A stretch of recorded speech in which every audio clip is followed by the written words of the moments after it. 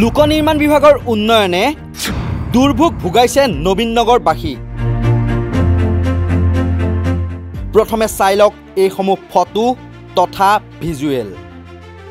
কিমান নৰসদৃশ দুৰ্ভিসহ আৰু গেলা পথৰ সৃষ্টি কৰিছে লোক নিৰ্মাণ বিভাগৰ উন্নয়নে। বাৰিষা আৰম্ভ হোৱাৰ পূৰ্বে কাম আৰম্ভ কৰি আধাতে কাম এৰাৰ ফল ভুগিছে নবীননগৰবাসীয়ে।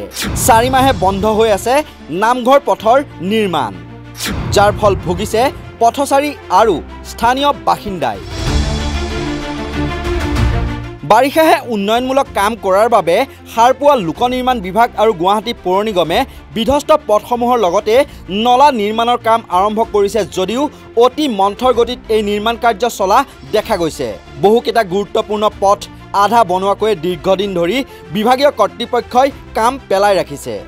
বাৰিষা কৃত্ৰিম বানে জুৰুলা কৰাৰ সময়তে নবীননগৰ অঞ্চলৰ নামঘৰ পথটোৱেদি এতিয়া অহা যোৱা কৰাটো একেবাৰে অসম্ভৱ হৈ পৰিছে। কৃত্ৰিম বানত বুৰ যোৱাৰ ফলত সেই অঞ্চলত প্ৰৱেশ কৰাত অসুবিধাৰ সন্মুখীন হ'ল আমাৰ সাংবাদিক। জিয়াটো ভুগি থকা গৃহবন্দী জনতায়ো আমাৰ সন্মুখলৈ আহি মন্তব্য প্ৰকাশ কৰিবলৈ অপৰাগ, কিয়নো পানীত বুৰ গৈ থকা বাবে নলা নে পথেই একো ধৰিব নোৱাৰা হোৱাৰ বাবে খোজকাঢ়োতে উন্মুক্ত নলাত পৰি এক ভয়ংকৰ দুৰ্ঘটনাৰ সন্মুখীন হোৱাটোৰ সম্ভাৱনা প্ৰকট। সেয়েহে গৃহবন্দী হ'বলগীয়া হৈছে পথটোৰ বাসিন্দা। সেইসকল লোকৰ মনৰ দুখখিনি নৰ্থ ইষ্ট নাওৰ জৰিয়তে প্ৰকাশ কৰিলে অনিল নগৰৰ সচেতন নাগৰিক প্ৰশান্ত বৰ্মনে। সঁচাকৈ অতি দুৰ্ভাগ্যজনক। ফুটে যে মিছা কথা নকয়।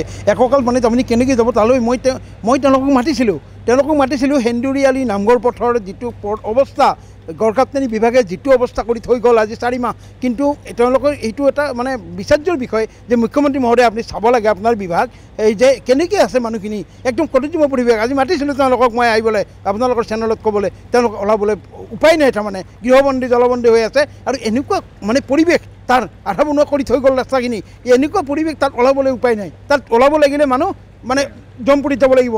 ফুটে যে মিছা কথা নকয় আপোনালোকৰ চেনেলত। সেইকাৰণে সেই হেন্দুৰিয়ালি আৰু নামঘৰ পথৰ হৈ তেওঁলোক নাগৰিকৰ হৈ ময়ে আপোনালোকৰ ওচৰত এই বাৰ্তাটো দিবলৈ বাধ্য হৈ গ'লোঁ। খুব দুখেৰে জনাম যে আপোনালোকক চেনেলক নিব পৰা নাই মই তালৈ। কেনেকুৱা পৰিস্থিতি, এই পানীত কেনেকৈ যাব তালৈ আপোনালোক এককাল পানী।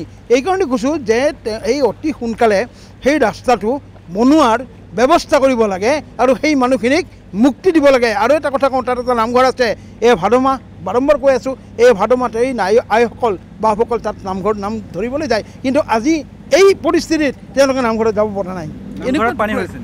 নামঘৰত পানী সোমোৱা নাই, কিন্তু ৰাস্তাখিনি এনেকুৱা অৱস্থাত আধা বনোৱা কৰি থৈ গ'ল আজি 4 মাহ। ফুটে যে মিছা কথা নকয় যে এনেকুৱাকৈ বনাই থৈ গ'ল যে তাত মানুহ ওলোৱাৰ কোনো পৰিৱেশেই নাই। এতিয়া পানী নহ'লে অন্ততঃ কিবা কিবি কুপি তেওঁলোকে অহা যোৱা কৰে। এতিয়া মানে ওলাব লাগিলে আইসকল বাপসকল, এতিয়া বয়সীয়াল মানুহ, তেওঁলোকে ওলাব লাগিলে ক'ত কঁকাল ভাঙিব, ক'ত কোন কি হানি হ'ব আপোনালোকে বিচাৰ্যৰ বিষয়ে সেইটো আপোনালোকে ধৰিব নোৱাৰে।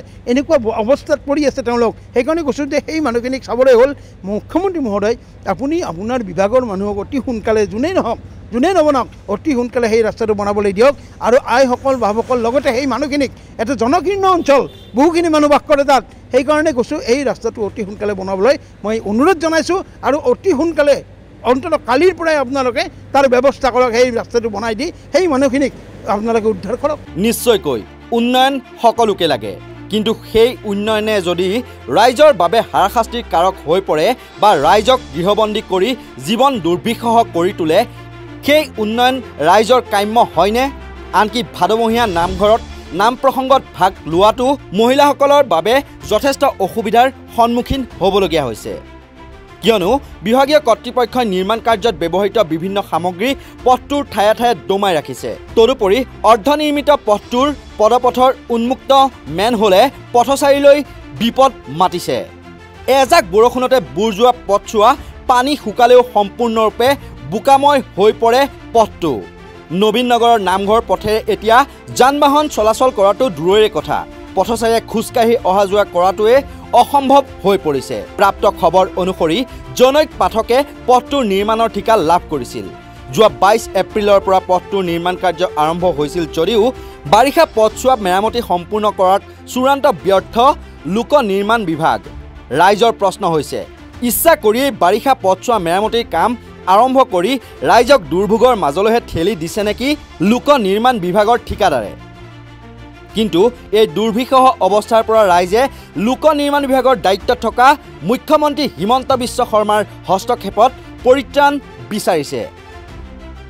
ভিডিঅ' জাৰ্নেলিষ্ট পাৰ্থপ্ৰতিম বৰদলৈৰ সহযোগত মৃন্ময় বড়ো আৰু কল্পজ্যোতি শইকীয়াৰ প্ৰতিবেদন নৰ্থ ইষ্ট নাও।